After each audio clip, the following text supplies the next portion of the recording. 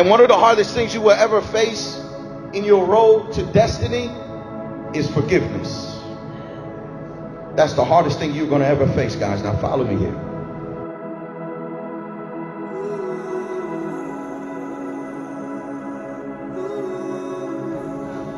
Why do marriages end in divorce? Why do family members stop speaking to each other and completely cut each other off? How can two childhood friends grow up together and can't stand being in the same room with each other and have a passion or a hatred towards each other? How come people leave churches and be upset and become church hurt? It's all because of offenses, guys. All because of offenses. Offenses has a toxicity to it, a pollution, if you will, that if it's not properly dealt with or expelled from the heart, it will seep down into your soul, poison your personality, and entrap your mind, your will, and your emotions.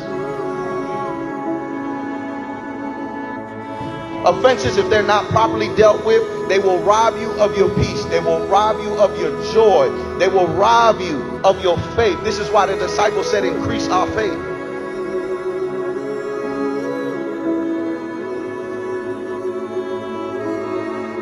Listen, there's a story of two twins, right, that were raised by an alcoholic father, right? One of them became an alcoholic.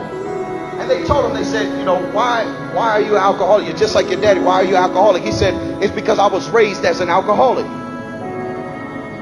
The other twin never touched the drink in his life. And they say, that's kind of ironic. Why haven't you even touched a drink? He said, because I was raised by an alcoholic father. And I don't want to be like him.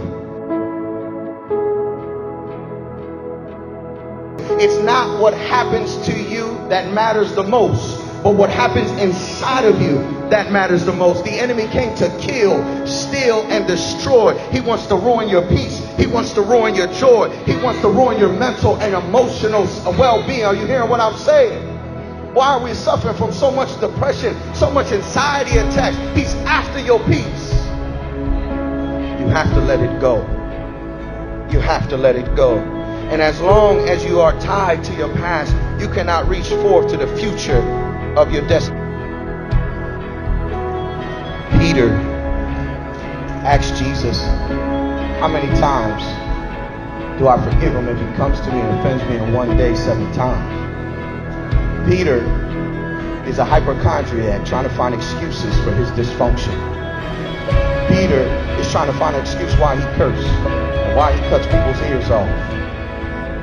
He's trying to find an excuse by blaming it on somebody else. Jesus told him, even if he comes to you 7 times and offend you, 70 times 7, you forgive him.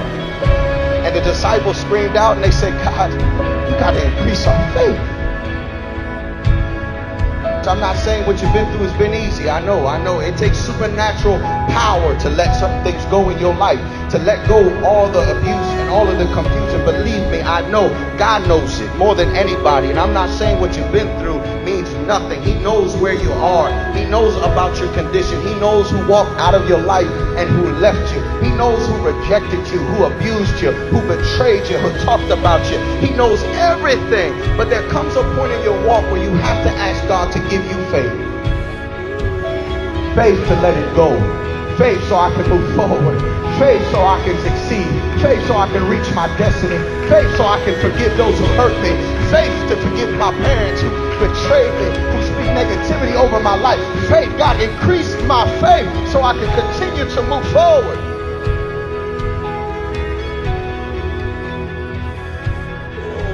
I'm not saying what you've been through has been easy. And I'm not saying that what you've been through you can just forget overnight. But I am saying that you got to stop making that as an excuse for you not to move forward. There comes a time where you have to let it go. The trap, they're living their life, right?